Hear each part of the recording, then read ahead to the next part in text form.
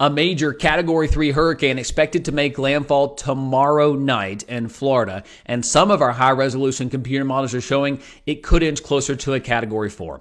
Hi, everybody. I'm meteorologist Chris Justice, keeping you posted along the way as we track Idalia and the impacts to Florida, Georgia, and the Carolinas. If you don't already subscribe to my channel, I would urge you to please do so. I'm a no-nonsense weather forecaster. I'm going to shoot you straight.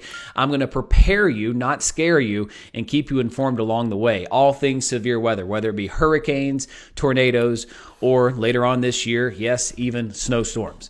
So Idalia right now possibly undergoing some strengthening and maybe even rapidly intensifying later today. It's moving north at 8 miles per hour. Winds are at 65 miles per hour. I'm going to have another update later today when our computer models are processing. So this is going to be kind of a game we're going to play over the next 2 days. It's just those updates are going to be so crucial. And if you're in Florida watching right now, take these updates seriously, folks. A Cat 3 bearing down, 115 mile per hour winds. Then it moves toward Georgia. Then it moves toward the Carolinas. And the impact time frames Tuesday, tomorrow. Tomorrow, you could be dealing with severe weather across Florida, central Florida, tornadoes possible. You'll be under the gun, that right front quadrant.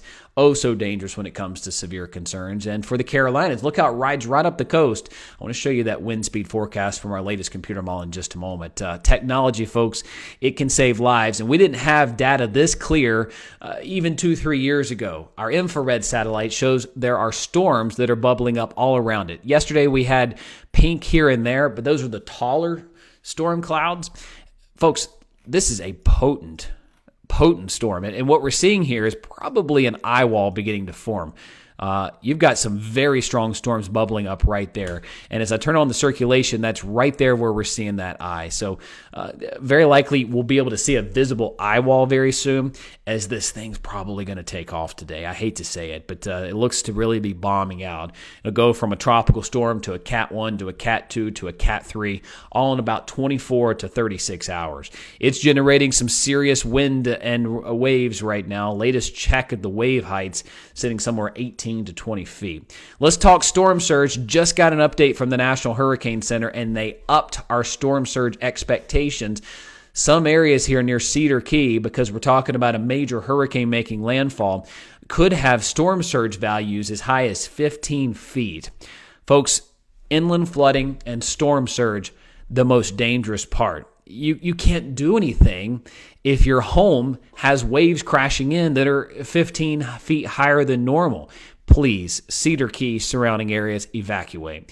Get to inland areas. Go to Ocala. You know, it's going to be rough just about everywhere inland, but at least you're not dealing with the storm surge values. Let me show you what normal would look like. Okay, there's normal. Now let's plot the storm surge values again.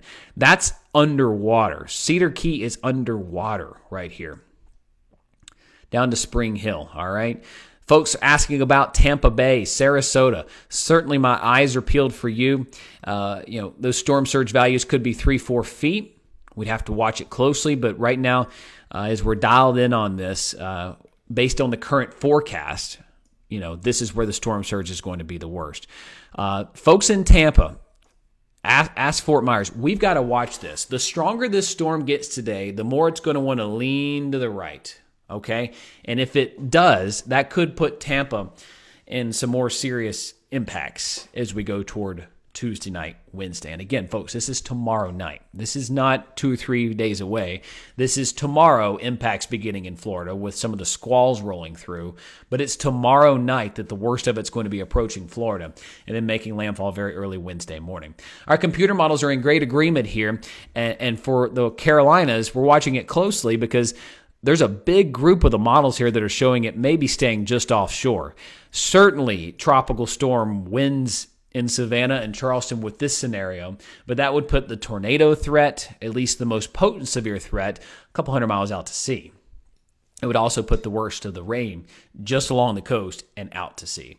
All right, we have to watch that trend, okay, for the Carolinas, but it's going to be rough either way you put it. Our global models are coming in. The European is a bit more out to sea for the Carolinas and beyond, and then the two GFS and Canadian models are right there. Folks in Mexico Beach, Panama City, Destin, I want you to be dialed into this, okay?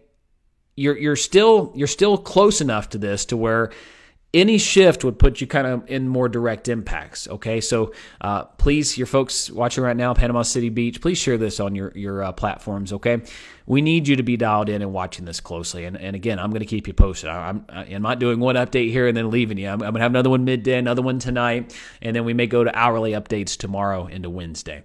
All right, Tropical Storm Idalia, GFS tracks. Look under the hood of the GFS. The operational sits around I-95. The other models sitting right here along the ensembles, you got 26 different runs of them, kind of split, but the GFS is by far the most western track. The Euro lies right here with keeping it out to sea. Almost all of its ensemble members keep it out to sea. And if this is the case, folks, this is going to blaze right through Florida, maybe touch South Georgia for a moment, then it's back out over water. It may very well stay a hurricane the entire way through. So South Georgia, Savannah, southbound. And this solution, and by South Georgia, I mean Brunswick South, could have the worst of the weather in this case. Okay, could likely still be a hurricane in that case. So Jacksonville Beach, northbound through Brunswick. All right, here's what I wanted to show you, folks. This is the high-resolution model. This model has been consistent. I mean, it's maybe jogged 5-10 miles. It has been just dialed in on this storm from the beginning. This is a model that's exclusive to WYFF4. We have it in-house, and it kind of shows us the way things could pan out here. Major hurricane developing by tomorrow. It's probably a Cat 3 at this point. This model shows it's continuing to strengthen as it approaches Cedar Key. And this is verging Cat 4 in strength, folks. Just dangerous. Ocala, Gainesville, Cross City, Cedar Key, I-75 westbound, Eustis even. I mean, you're talking about winds 60, 70 miles per hour inland, 100 miles per hour at the coast. I've got a wind model, which I'm going to show you in just a moment. This exact same model, but wind. But look at that eye wall, folks. Just take it in for a second. I mean, just so dangerous. My prayers are consistently with you right now in Florida. And please take this seriously. Don't put first responders in harm's way. If you're right there along the coast, it's time to get out, okay? Past time, in my opinion, because you've got this thing bearing down tomorrow night. Even though it's making landfall Wednesday morning, it's tomorrow night that those impacts are approaching. And here you are, that eye wall means business. And then it races toward the north. Wednesday is the time frame that the Carolinas and Georgia are getting heavy rainfall, some wind wrapping around here. Some of that gets into the western Carolinas. A lot of it's Columbia southbound, talking several inches of rain. Hilton Head, Savannah, Brunswick, Charleston, Myrtle Beach. Really heavy rainfall in a short period of time, probably 4 to 8 inches in 24 to 48 hours. Folks, that's a lot of rain in a short period of time. And it's going to be breezy in the Carolinas, but the impact day is for sure Wednesday. Wednesday night, by 9, 10 o'clock, it's pulling away, and you'll wake up Thursday to a northerly wind and comfortable temperatures. Let's look at the wind speed, folks. I want to show you this eye wall take shape later today, and then look at this. That darker gray right in there, that's 120 mile per hour winds. All right. Here we are. And now you got 120 mile per hour winds on all sides of this. Folks, to see it on this side, the front white quadrant would be one thing.